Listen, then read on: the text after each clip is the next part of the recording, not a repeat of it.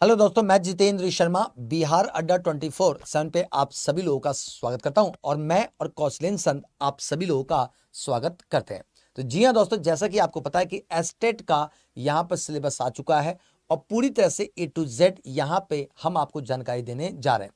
यहां पे अब की बात जैसा हमें लग रहा था कि प्रीवियस ईयर में जैसे क्वेश्चन पूछे गए थे उसी हिसाब से आपका सिलेबस डिफाइन रहेगा, लेकिन यहां पे आयोग ने पूरी तरह से उलट दिया, पूरी तरह से उलट दिया दोस्तों। आज पेपर बिहार का शिक्षक भर्ती का हुआ था, उसमें भी पेपर पूरी तरह से उल्टा था और सिलेबस को देकर के पूरी तरह से यहां पर आपको भी उलट दिया है।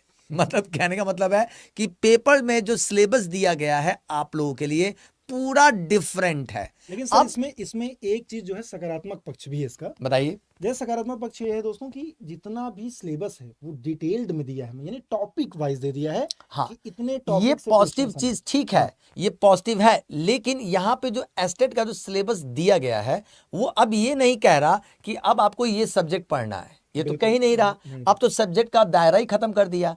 अब उसने सीधे नहीं, मतलब कहने का मतलब ये नहीं कि सब्जेक्ट का दायरा खत्म कर देना मतलब कि सब्जेक्ट नहीं पढ़ना, मतलब उसे सीधे सीधे टॉपिक डिफाइन कर दिया कि 100 क्वेश्चन पूछा जाएगा और 100 क्वेश्चंस में उसने पूरा टॉपिक दे दिया। और टॉपिक में क्या कहा कि भाई मैं आपसे विश्व इतिहास से क्वेश्चन पूछूंगा, मैं आपसे जो है ज्योग्राफी से क्वेश्चन पूछूंगा, मैं आपसे पॉलिटी से क्वेश्चन पूछूंगा। यानी 3 सब्जेक्ट को पूरी तरह से यहां पर डिफाइन कर दिया है कि कहां से किस टॉपिक से कितना वेटेज है, ये सारी चीजें डिफाइन है। तो मैं और कौशलेंद्र सर यहां पे आपको बताने जा रहे हैं पूरा ए टू जेड, एक एक चीज को पूरी तरह से समझिएगा, ध्यान समझिए। तो चलिए सर शुरुआत करते हैं। बिल्कुल। जैसा कि ऊपर लिखा हुआ है दोस्तों कि सिलेबस फॉर माध्यमिक पेपर 1 STET 2023। अब इसमें यूनिट 1 जो है वो सब्जेक्ट सोशल साइंस का पेपर है, 100 नंबर का पेपर है आपका। अब यहाँ पे देखते हैं एक एक पॉइंट को। मैं इससे बढ़ने से पहले एक चीज मैं फिर से क्लियर कर दूं, आपकी जो परीक्षा होगी यहां पे ध्यान रखिएगा, थोड़ा सा बारीक कर दीजिए, सब मोटा ज्यादा है। हाँ, आपकी जो परीक्षा होगी यहाँ पे सीधे सीधे मेंशन कर दिया गया कि परीक्षा जो होगी वो आपकी 150 मार्क्स की होगी। अब 150 मार्क्स की आपकी परीक्षा है, ये तो डिफाइन हो गया। अब 150 में इसको 2 पार्ट में बांट दीजिए। पहला पार्ट है आपका सब्जेक्ट, यानी सब्जेक्ट में यहां पर सीधे सीधे मान लीजिए कि आपका सोशल साइंस है। अब सोशल साइंस में इसने कह दिया कि सोशल साइंस में कितने नंबर का होगा, 100 मार्क्स का होगा, यानी ये इसने यहां पे डिफाइन कर दिया। तो यहां पे देखिए आपका पूरा 100 मार्क्स यहां पे डिफाइन कर रखा पूरा सिलेबस। अब यहां पे 50 नंबर क्या होगा जी, तो 50 जो यहां पे क्वेश्चंस होंगे या 50 मार्क्स का जो पेपर होगा आपका, इस क्वेश्चंस की बात करें तो इस क्वेश्चन में डिफाइन कर दिया कि जी हां दोस्तों, आपका टीचिंग एप्टीट्यूड से क्वेश्चन होगा, याद रखिएगा, वो आगे हम डिफाइन कर देंगे आपको। टीचिंग एप्टीट्यूड होगा। दूसरा क्या कह रहा है जी, दूसरा कह रहा है जनरल नॉलेज होगा, जीके से आएगा, और क्या आएगा जी, मैथ से आएगा, और मैथ्स के साथ साथ क्या, तो जी हाँ रीजनिंग से यहाँ पे क्वेश्चन आएगा। ये यहाँ पर इसे डिफाइन किया। तो जो हमारा 100 मार्क्स वाला जो है इस पे हमें फोकस करना है। तो क्या कहेंगे कौशलेंद्र सर कि यहाँ पे 100 मार्क्स का यहाँ पर सोशल साइंस का स्टडीज का यहाँ पे पूरा डिफाइन है कि ये पूरा सिलेबस, तो क्या कहेंगे इसमें? सर देखिए, जैसा कि मैंने बताया कि एक इसमें पॉजिटिविटी ये है कि आपका पूरा हर एक टॉपिक क्लियर है कि क्या आपको टॉपिक पढ़ना है, कहाँ से क्वेश्चन आने वाले हैं। तो जैसे कि अगर यहाँ पे बात की जाए सर, अगर हिस्ट्री की शुरुआत करें तो भाई वर्ल्ड हिस्ट्री का इतना ज़्यादा व्यापक स्तर हम लोगों ने नहीं सोचा था कि आएगा, जिस तरीके से आया हुआ है। तो वर्ल्ड हिस्ट्री में यहाँ पे सबसे पहले तो भौगोलिक खोज है, भौगोलिक खोजों का परिणाम। दूसरा है अमेरिकी स्वतंत्रता संग्राम। अब मैं यहाँ पे कहना चाहूंगा, ध्यान से समझने का प्रयास करिएगा। यहाँ पे भौगोलिक खोजों का परिणाम, ये सीधे सीधे आपका यूरोप में पुनर्जागरण का युग और साथ साथ में प्रबोधन के युग की बात कर रहा है। बिल्कुल, यानी कि देखिए कितना डिफाइन कर दिया, सीधा स्पष्ट कह दिया कि भाई जी जो कोलंबस गए थे खोजने के लिए, जो आपके वास्को डी गामा गए थे, ठीक ना, ये सारे लोगों ने क्या किया था, खोज किया था, जैसे कैप्टन कुक हो गए, ठीक। तो ये बहुत सारे ऐसे व्यक्ति थे जिन्होंने अलग अलग क्षेत्रों की खोज की थे। लेकिन इस खोज के पीछे सबसे मेजर कारण क्या था, इसके बारे में पूरी तरह से क्या कर रहा है, डिफाइन कर रहा है, उसका परिणाम। दूसरा। अब इसके बाद सीधे जैसा कि आपको पता है सर कि यूपीएससी का जो सिलेबस है वो इसी तरह से डिफाइन है, इसी तरह से पूरा डिफाइन है। तो यहां पर अब जो है यहाँ पे आपका पहला चैप्टर ये होगा। दूसरा चैप्टर कह रहा अमेरिकी स्वतंत्रता संग्राम की बात कर रहा है, यानी अमेरिकी स्वतंत्रता संग्राम की बात करें तो ब्रिटिश ने अमेरिका पे रूल किया था, अब किस तरह से अमेरिका आजाद हुआ इसके बारे में पूरा A to Z एक एक चीज को यहाँ पे आपको पढ़ना होगा। बिल्कुल। अब इसके बाद देखा जाए तीसरा जो टॉपिक है क्या, फ्रांस की क्रांति है।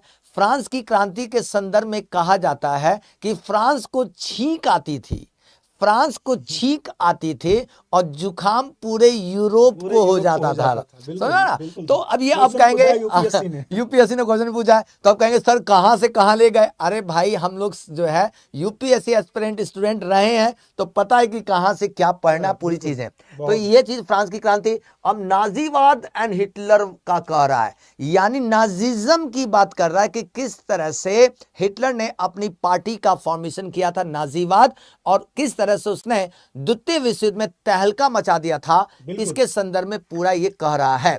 इसके साथ साथ यहाँ पे पूरा डिफाइन है, प्रथम विश्व युद्ध पढ़ना होगा, द्वितीय विश्व युद्ध पढ़ना होगा। इसके साथ साथ आदिवासी समाज और उपनिवेशवाद कह रहा है कि आपको ये पढ़ना होगा, और आदिवासी समाज में उपनिवेशवाद के विरुद्ध गोलबंदी बिरसा मुंडा की बात कर रहा है।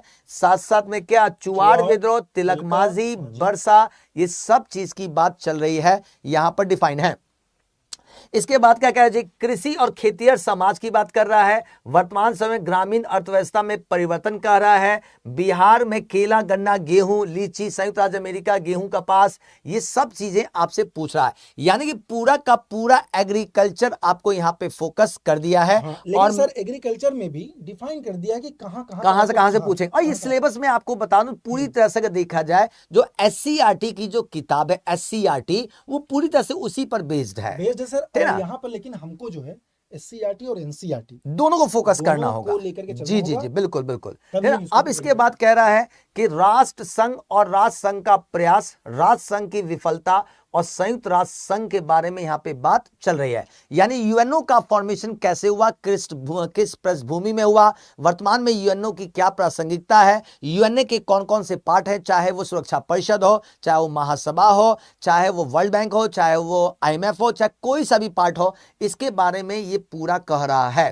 अब देखिए जैसे मैंने आपसे क्या कहा था कि फ्रांस को छींक आती थी, फ्रांस को छींक आती थी और जुखाम पूरे यूरोप को होता था। देखिए यही दे दिया, यूरोप में राष्ट्रवाद, यहीं से देखिए पूरा कह रहा है। अच्छा, तो देखिए पूरा यहाँ पर मतलब बिस्मार्क को भी बिस्मार्क को देखिए, यहाँ पे मैजनी जब कह रहा है, यहाँ पे मैजनी दे रहा है, गैरीबाल्डी कह रहा है, तो बिस्मार्क तो आएंगे ही आएंगे। तो बहुत ही मजा आने वाला है। बिस्मार्क और नेपोलियन जब स्टार्ट होगा, विश्वास मानिए एक रोमांचित स्टोरी होगी। मैं रोंगटे खड़े हो गए हैं कि अरे यार मुझे जो है वर्ल्ड हिस्ट्री पढ़ाना होगा। दौर हमने सोचा है जो है, ठीक ना, जबरदस्त रोमांचक, जबरदस्त, मजा आ जाएगा पढ़ने में, बिल्कुल मजा आएगा। फिर इसके बाद कह रहा है इटली कह रहा है जर्मनी, ग्रीस आदि के आंदोलन का यहाँ पर, यानी कि यहाँ पे इटली का एकीकरण, जर्मनी का एकीकरण, क्योंकि देखिए यहाँ पे लिखा हुआ है समाजवाद, साम्यवाद, 1917 की बोल्शेविक क्रांति, यानी रशियन क्रांति से भी क्वेश्चन होगा मेरे दोस्त, बिल्कुल क्रांति से भी क्वेश्चन होगा, यूपीएससी का बिल्कुल बिल्कुल बिल्कुल। अब यहाँ पे कह रहा है हिंद चीन में राष्ट्रवादी आंदोलन, हिंद चीन में फ्रांसीसी उपनिवेशवाद, फ्रांसीसियों के विरुद्ध का कह रहा है क्रमिक संघर्ष, और साथ साथ में फान देन, फांग फांग, बोईचार, नागू NSQ और द्वितीय विश्व युद्ध और मुक्ति संघर्ष अमेरिका और द्वितीय विश्व युद्ध की बात कर रहा है। यानी कि देखिए आधा सिलेबस तो पूरा आपका वर्ल्ड हिस्ट्री का ही दे दिया गया, पूरा का पूरा, मतलब यूपीएससी वाला सिलेबस पूरा देखेंगे क्योंकि सारा चीज देखिए सारा। और ये ऐसा नहीं है दोस्तों, मैं ऑलरेडी हिस्ट्री से JRF हूं, नेट क्वालिफाइड हूं, यानी कि यहां पर आपको घबराने वाली बात नहीं है। और मेरा यूपीएससी में ऑलरेडी जो पहला ऑप्शनल सब्जेक्ट हुआ करता था हिस्ट्री ही था, घबराने की बिल्कुल जरूरत नहीं है, पूरा तहलका मचा देंगे दोस्तों, तहलका मचा देंगे। तो सर भारत की स्टार्ट करते हैं, भारत में राष्ट्रवाद, बिल्कुल। तो अब देखिए यहाँ पे कहा क्या रहा है, समझने का प्रयास करिए। भारत में राष्ट्रवाद तो कह रहा है, लेकिन राष्ट्रवाद के संदर्भ में डिफाइन किया है 1914 से 1930 का ही कह रहा है, बिल्कुल। यानी कि 1857 की क्रांति ये सब नहीं पढ़ना है जी, यहाँ पे सीधे सीधे मेंशन कर दिया है, बस पकड़ ले। लेकिन गांधी जी का आगमन भी नहीं, आगमन के बाद और थोड़ा सा पहले, क्योंकि यहाँ पे स्पष्ट लिखा है कि प्रथम विश्व युद्ध के कारण और परिणाम का भारत से अंतर संबंध कह रहा है, और खिलाफत आंदोलन, असहयोग आंदोलन, सविनय अवज्ञा आंदोलन और प्रस्थभूमि कांड परिणाम, किसान मजदूर और जनजातीय विद्रोह और यहां पर विभिन्न राजनीतिक पार्टियों की गतिविधियां। अब देखिए दोस्तों, मतलब सर वही है कि प्रथम विश्व युद्ध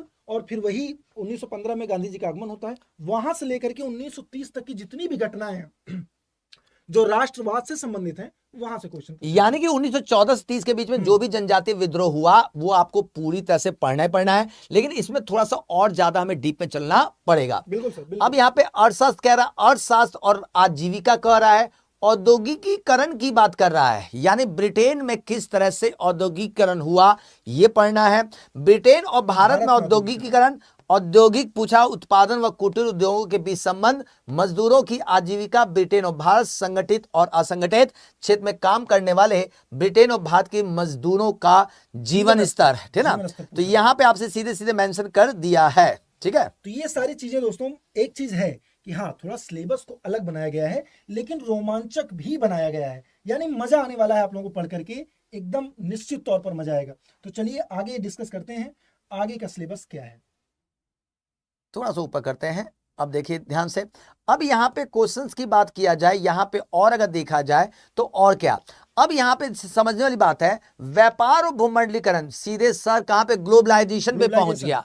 यानी ग्लोबलाइजेशन का क्या इंपैक्ट पड़ा, किस तरह से ग्लोबलाइजेशन की शुरुआत हुई, ग्लोबलाइजेशन के क्या प्रभाव पड़े, क्या इसका बेनिफिट है, क्यों जरूरत है, इसका पूरा डिफाइन यहाँ पर किया गया है।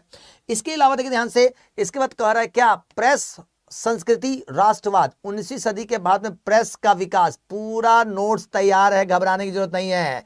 प्रिंट संस्कृति, आम बहस और राजनीतिक संबंध, सारे नोट्स तैयार हैं। जो यूपीएससी में नोट्स बनाया गया था वो सीधे सीधे आपको हैंड ओवर करूंगा, डिलीवर होगा। बिल्कुल। अब शुरुआत होती है एक और इंटरेस्टिंग पॉइंट की, जहां पर आप देखने वाले हैं स्थिति एवं विस्तार किसका, विश्व मानचित्र पर भारत की स्थिति, भारत का भौगोलिक विस्तार। यानी मैपिंग को जब पढ़ेंगे ना आप, जब आप मैपिंग को पढ़ेंगे, भारत को जानेंगे, तब असलियत में तो भारत यही है सर, बिल्कुल, कि भाई कहाँ नदियां, कौन सी नदियां, उसके सहायक नदियां, पर्वत, पठार, जितनी सारी चीजें हैं, राष्ट्रीय उद्यान। यहाँ पे एक चीज और ध्यान देने वाली बात है, याद रखिएगा, विश्व मानचित्र पर भारत की स्थिति कर रहा है, यानी कि आपको एशिया या यूरोप, अफ्रीका या ये सब नहीं पढ़ना भाई जी, क्या कि विश्व मानचित्र पर भारत की स्थिति और भारत का भौगोलिक विस्तार पढ़ना है। यानी कह रहा है कि भाई भारत की नदियां बता दीजिए मानचित्र पर, भारत के पहाड़ मानचित्र बता दीजिए, भारत के दर्रे बता दीजिए, भारत का जो है कृषि कहां कहां होती है मानचित्र बताइए, भारत के कौन कौन सी खाने हैं, माइंस है, इसको बता दीजिए। ये पूरा मानचित्र पर डिफाइन किया गया है, ठीक है। साथ साथ में अपवाह स्वरूप की बात कर रहा है, अपवाह तंत्र, नदियां, मजा कर आ जाएगा दोस्तों, जलाशय, मानव संसाधन की जीवन रेखा के रूप में नदियां और नदियों की संरक्षण, प्रदूषण रोकथाम उपाय, मानव जीवन पर प्रभाव, ये सारी चीजें आपको यहां पर सिलेबस में देखा गया है।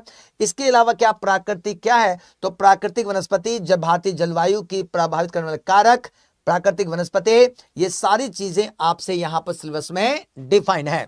तो सर क्या लगता है, ये सिलेबस जो दिया गया 100 नंबर का, अब तो ये डिफाइन हो गया कि अलग अलग खंड तो है नहीं, तो मतलब ये सारे टॉपिक्स बच्चों को पूरी तरह से पढ़ना होगा। तो ये सारी चीजें क्या है, तो मेंशन कर दिया गया है, याद रखिएगा।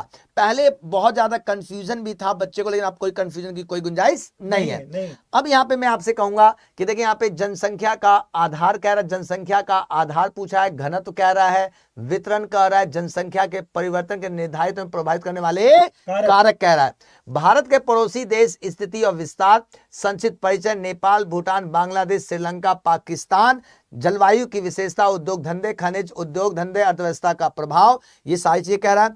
अब यहाँ पे देखिए मानचित्र अध्यापन यहाँ पे आ गया, जो आपको यहाँ पे सर कह रहे थे। अब यहाँ पे मानचित्र में मापक परिभाषा पढ़नी है, उपयोगिता पढ़ना है, मापक प्रदर्शक की विधियां, सरल और तुलनात्मक मापक के रूप में, यानी कार्टोग्राफी से भी रखा गया है, कार्टोग्राफी पढ़ाना पड़ेगा सर, ध्यान रखिएगा, क्योंकि सिलेबस में कार्टोग्राफी मेंशन है। साथ साथ में क्षेत्रीय अध्ययन की बात कर रहा है, भूमिगत जल स्तर में गिरावट, कारण उपाय, उपयोग के रूप में परिवर्तन, प्रदूषण प्रकार, कारण और बचाव की बात कर रहा है। अब यहाँ पर ये तो रहा सिलेबस आपका। अब चलते हैं पॉलिटिकल साइंस पर। पॉलिटिकल साइंस से कहाँ क्वेश्चन आए हैं, कौन कौन से टॉपिक हैं, उनको हम वहाँ से। डिटेल्स में समझने वाले हैं। तो चलिए दोस्तों स्टार्ट करते हैं पॉलिटिकल साइंस को, ठीक है। इसको 2 पार्ट में, इसको हाँ। हाँ, इसको कर लीजिए 1 मिनट।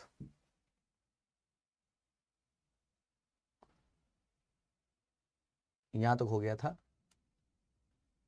नहीं नया है, नया है। यहीं से था, हाँ, यहीं से यहीं से ऊपर- यहीं से ऊपर था, से, यहीं से था, संसाधन, yes, संसाधन से। resources। तो रिसोर्सेस अभी अभी अभी सर बचा हुआ है अभी। हाँ, बचा हुआ तो है, यहाँ पे political science नहीं संसाधन, है। यहाँ पे संसाधन से क्वेश्चन यहाँ पे आपको सीधे सीधे रख दिया गया है कि संसाधन में क्या क्या रखा गया जी। तो मृदा, देखिए यहाँ पे मृदा के प्रकार वितरण है, भूमि उपयोग का बदलता स्वरूप है, कृषि संसाधन है, रोजगार है, उत्पादन, खाद्य सुरक्षा, वैश्वीकरण पर कृषि पर प्रभाव, पशुपालन, मत्स्य पालन, ये सारी चीजें दी गई है। जल संसाधन, जल के स्रोत, वितरण, जल संसाधन का उपयोग, बहुउद्देशीय परियोजना, जल संकट दिया है। साथ साथ में दोस्तों क्या, तो खनिज संसाधन, खनिजों के प्रकार, वितरण, खनिजों की आर्थिक महत्ता, ये सारी दी गई है। साथ साथ में देखिए यहाँ पर वन प्राणी संसाधन प्रकार, वितरण, वन संपदा, वन जीवों का हाथ संरक्षण, वन जीव एवं जैव विविधता, यानी कि सर यहाँ पे एनवायरमेंट के भी कुछ पार्ट Environment रखा के भी गया बिल्कुल, है, बिल्कुल ठीक ना। रखे गए। साथ साथ में अगर देखा जाए तो यहाँ पे देखिए उद्योग के बारे में दी गया है, पूरा उद्योग के बारे में दिया गया है, शक्ति के संसाधन के प्रकार दिया गया है, जैसे परंपरागत और गैर परंपरागत ऊर्जाओं के दोनों। बारे में भी है। अब शायद वो कोयला हो, चाहे हमारा पेट्रोलियम हो, चाहे हमारा सौर ऊर्जा हो, बिल्कुल, सारी परंपरागत में तो सारी चीजें आ गैर जाएंगी। परंपरागत में सौर ऊर्जा, अब यहाँ पे पवन देखिए ऊर्जा, ज्वार परिवहन ऊर्जा। की बात चल रही है, तो परिवहन कह रहा है, तो परिवहन के प्रकार कितने होते हैं, महत्व पूछा है। जी सर, संचार, परिवहन पे तो मैंने आपको नोट्स देखा है, हाँ बहुत जबरदस्त है उससे सर, बाहर तो कुछ नहीं है सर। जबरदस्त नोट्स है भाई परिवहन जी। पे जो सर का नोट्स है उससे बाहर मतलब अभी तक तो मैंने नहीं देखा कि क्वेश्चन पूछा गया है। और निश्चित तौर पर अगर वही नोट्स या पलट दिए ना सर इस क्लास में, तो एकदम हूबहू क्वेश्चन फंसा दीजिए। बिल्कुल, पूरा नोट्स बहुत ही जबरदस्त सर। बना हुआ है। अब यहाँ देखिए बिहार भी पूछा है, हाँ। कह रहा बिहार के प्राकृतिक संसाधन जनसंख्या, जिसमें कृषि संसाधन, जल संसाधन, वन जीव संरक्षण और साथ साथ में खनिज संसाधन, शक्ति संसाधन, उद्योग, परिवहन, जनसंख्या आकार, घनत्व, वितरण, नगरों का विकास, ये सारी चीजें रखी गई हैं। तो मैं अब यहाँ से आपको कहना चाहूंगा कि थोड़ा सा आप विश्व के लोकतंत्र की बात कर लिया जाए। बिल्कुल सर, क्योंकि अब लोकतंत्र start की हो बात रहा चल रही है। यस, स्टार्ट हो रहा है पॉलिटिकल साइंस के पॉइंट्स। जी। कौन कौन से पॉइंट्स यहाँ पे ऐड किए गए हैं, एक एक करके हम यहाँ समझने वाले हैं। और देखिए अब क्या नहीं पढ़ना है, कम से कम ये क्लियर हो जाएगा। और इंपॉर्टेंट ये है दोस्तों कि क्या ना पढ़ा जाए। अब सारी चीजें पढ़ करके कोई बात उसमें मतलब कुछ हासिल होने वाला नहीं। तो पॉइंट्स यहाँ पे क्लियर है, क्या पढ़ना है और क्या नहीं पढ़ना है, ये सारी बातें क्लियर हैं। तो चलिए एक एक कर करके हम सारी चीजों को यहाँ पे समझने का प्रयास करते हैं, ठीक है। तो जी सर, यहाँ पर सबसे पहले तो सर बस एक चीज थोड़ा सा हम इसको ठीक कर देते हैं, थोड़ा सा और बढ़िया कर देते हैं इसको, यहाँ से थोड़ा सा फायदा लिया जाए, और ये हो गया, अब सही हो गया। चलिए, तो यहाँ पर सर लोकतंत्र, यहाँ पर समकालीन विश्व में सबसे पहले लोकतंत्र की बात हो रही है, यानी हूबहू SCERT एंड NCERT, SCERT और NCERT की बात जब इसको मिलाकर हम पढ़ लेंगे ना, तो एक को सवाल बाहर नहीं जाएगा। बाहर जाना नहीं है बाहर सर, नहीं जाना। बाहर जाना नहीं है, उसके बिल्कुल सही बाद कह रहे हैं। लोकतंत्र का व्यापक अर्थ पढ़ेंगे, संविधान निर्माण, भारतीय संविधान की विशेषताओं के बारे में हम जिक्र करेंगे।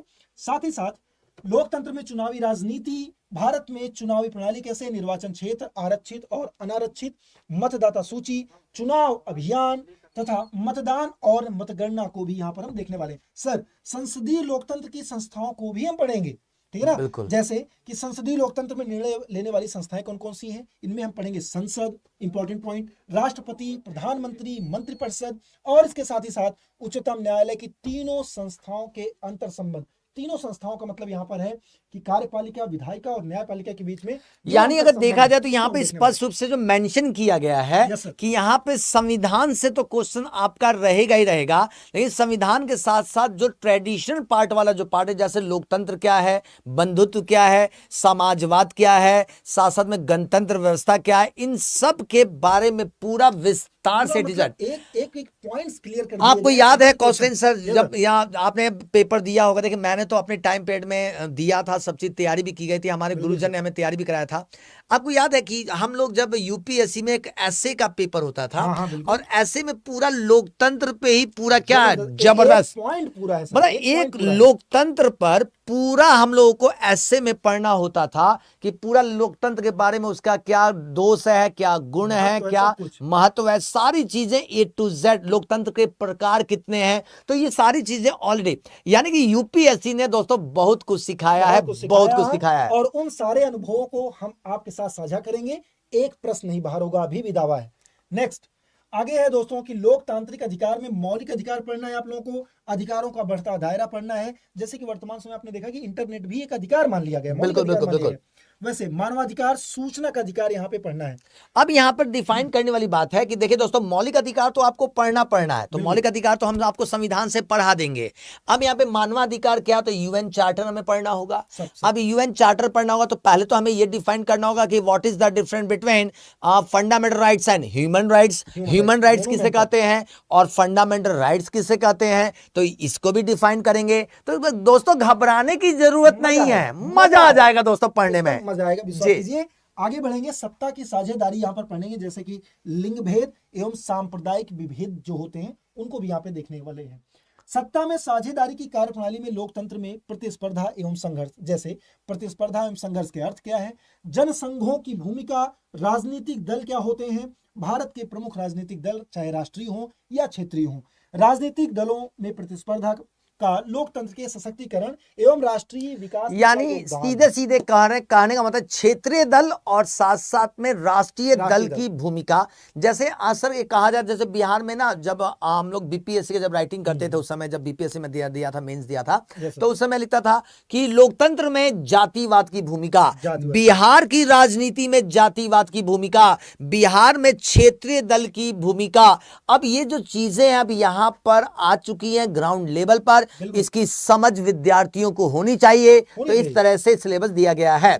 तो लास्ट अब बचा हुआ है सर 2 टॉपिक और बताया जाए बच्चों को। यहाँ पर है लोकतंत्र की उपलब्धियों के बारे में, जैसे कि उत्तरदायी एवं वैध शासन, आर्थिक संवाद और विकास, सामाजिक विषमता और सामंजस्य, भारतीय लोकतंत्र कितना सफल है। देखिए सीधे सीधे सर ये ना निबंध का टॉपिक है, भारतीय लोकतंत्र कितना सफल है, अब इसके बारे में लिखिए। भारत में लोकतंत्र की सफलता के कारक तत्व कौन कौन से फैक्टर्स हैं जो भारत में डेमोक्रेसी को, और सबसे मेन चीज है कि उसकी क्या चुनौतियां, यानी डेमोक्रेसी। देखिए डेमोक्रेसी पे पूरी तरह से इसको डिफाइन कर दिया और डेमोक्रेसी को यहाँ पर पूरी तरह से रखा गया है केंद्र में, स्टार्टिंग से लेकर अगर लास्ट तक अगर आप पूरा देखिए तो यहाँ से लोकतंत्र का व्यापक अर्थ यहाँ से शुरू कर रहा है। यहाँ समकालीन में विश्व में लोकतंत्र यहाँ पे शुरू हुआ। 2 टॉपिक सर यहाँ है और 2 टॉपिक यहाँ है। यहाँ पे 4 टॉपिक सिर्फ लोकतंत्र को लेकर, नहीं सर, कह रहे 4 टॉपिक नहीं, कह रहा है कि भैया लोकतंत्र से मैंने शुरू किया, लोकतंत्र पे खत्म किया और यहाँ पे सारे डायमेंशन को लोकतंत्र को ही फोकस किया है। तो लोकतंत्र में चुनावी